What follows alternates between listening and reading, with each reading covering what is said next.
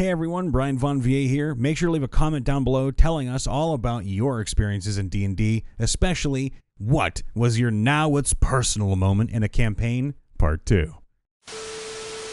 In my game, the PCs are basically mutants, think the X-Men, who are being used by an evil organization for their own purposes. One character named Kira has abilities involving light, and basically threw all of her points into blinding people. She was really well built, and she can pretty much annihilate anyone in a fight provided she rolls halfway decent. I made up a random chart of abilities and chances to use when creating NPCs. When the party made their way out of the internment camp, there was a Wolverine-like mutant working for the evil organization. Kira tried to melt his eyes, but he healed almost immediately. She friggin' lost her mind over it. She now has sworn to find Mr. Regen Man so she can force his eyes to melt on principle. Now I have to flesh this random NPC out and make him a lieutenant for the big bad evil guy so that they can have a proper showdown in the future. DM here. The party had just got finished fighting a beholder and an allied paladin NPC whom the party had known for a while. This NPC asked the party's wizard to kill him once they were done with their mission, since the paladin thought himself to be a phylactery to a lich. When the time came, the wizard killed the paladin, who came back as a Death Knight. He was a sleeper agent for the enemy and killed my DMPC and teleported out with the body. The last thing the party found was that the DMPC was being tortured, killed, and revived in an endless cycle by the paladin.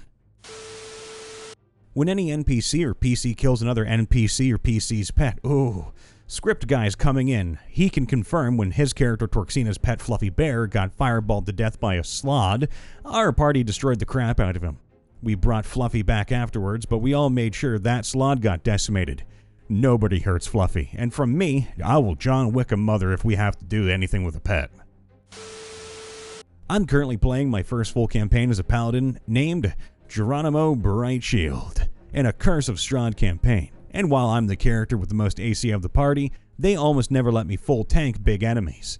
I always end up as being a medic during the battle, which is fine by me, but I would rather from time to time show my character's strength and tankiness through battle.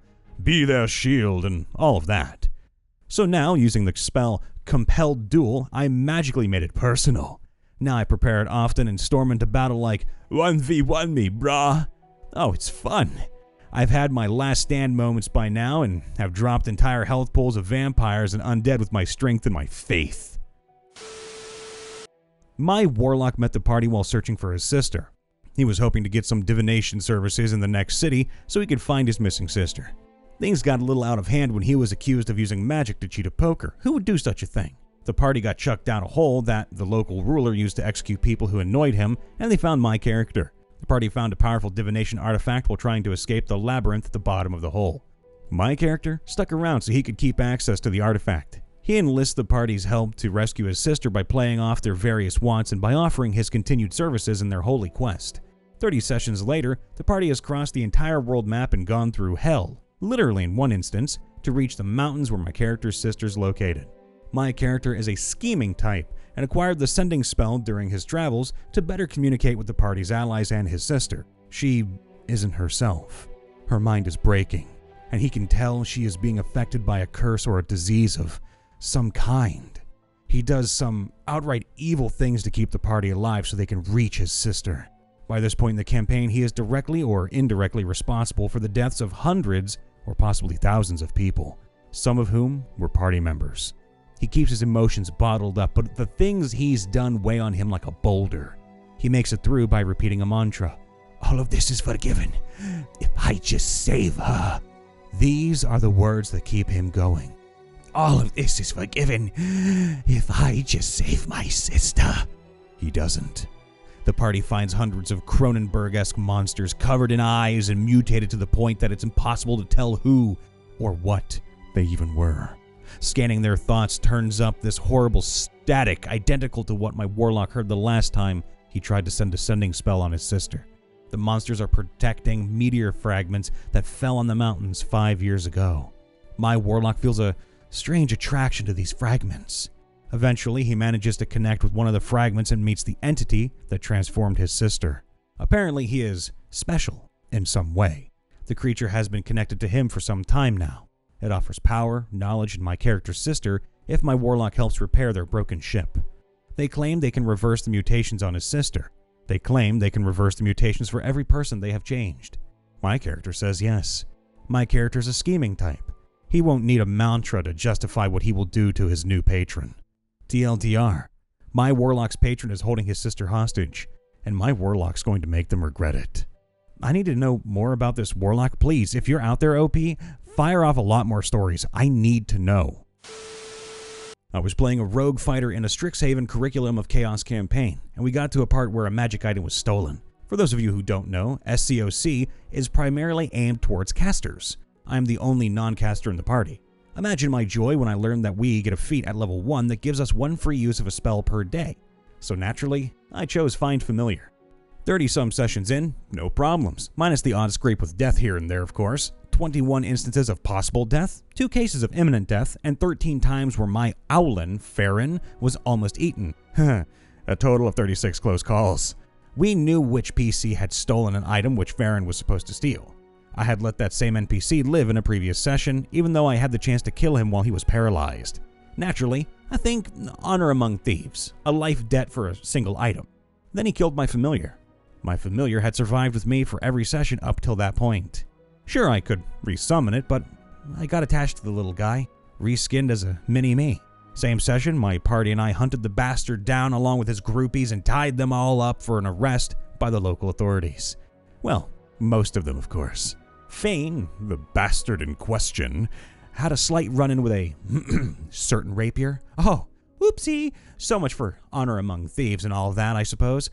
I guess, to be fair, he wasn't going to hand it over, but the familiar death sent Farron over the edge.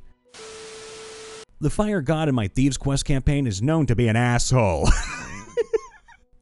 The story behind him is that he sexually assaulted the goddess of light, and it resulted in the twin gods of the sun and the moon. Not all mortals know the true story, so people still worship the fire god.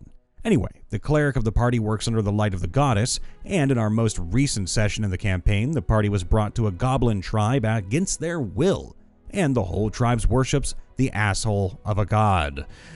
Tensions are already high, and they were planned to be burned from their previous actions with goblins, killing innocent goblin merchants, which was their first fight in the whole campaign, and to please the god of fire so a volcano won't erupt and take down the tribe. Some stuff happens and the volcano begins to erupt. The first thing the cleric does is try to contact someone. He ends up getting in contact with the fire god. More tensions rise, and probably had the best roleplayed interaction I ever had with a player. We even complimented each other on it. And it ended with the call cutting out right before the god could answer. And the cleric wants the fire god dead at this point. I don't blame you. Some mutated ants were attacking the party in a cemetery, and one of them decided to go for the wild mage's pet, a normal, unassuming duck named Foie Gras. Now, Marbles, the lovable and senile grung wild mage that treated Foie Gras as a pet, was on the ground, confused and on the verge of unconsciousness. To see the monsters trying to go for the weakest element of the group was already enough, but when they purposely veered on the most undefended living being in the surroundings, not to mention the wild mage's beloved pet, was the straw that broke the camel's back. Cletus, the Owlin celestial warlock, started to go all out, using its rounds with a precise order. An eldritch blast that would strike the ants, and a healing word that would be uttered to cure Foie Gras. Yes, contextually, bird was the word, of course. Bird was the word. During the battle, he notices the ants are dripping with foul greenish sludge, a thing Cletus has seen before. As soon as the ants get dispatched and Cletus picks up both an unconscious Marbles and a very confused Foie Gras, and with a stern look, the barn owl warlock stomps his way off the cemetery grounds. Xander, the leader of the group, tries to stop him by asking where he's going. Well, Cletus replied dryly, "Well, those monsters were created with the same procedure we saw in the sewers. Insects made bigger, angrier, and more malignant with the green slime that we found in the sewer chamber. That foul stuff is demonic in nature, but it also confirms that this was no natural occurrence. Somebody was actively trying to damage the weakest of us, and they created these things with the express intent to harm us. This was not a random meeting with wild animals. This was an ambush to hit us while we were mourning the people we lost. These Things had our scent from the start. Starting to stomp off again towards the cemetery grounds, he added, "But now, I have the scent of the wretch who created this folly, and I'm in pursuit." I need more of this. I need more. In my campaign, there's a mini big bad evil guy named Kyoko Funk, a genius inventor and, as the party would soon discover, a cyborg. During the 5-against-1 fight, Funk's younger sister walked into the room after hearing some commotion. One of the PCs grabbed the sister and held her at knife point. Little did they know that she was the only thing Funk truly cared about.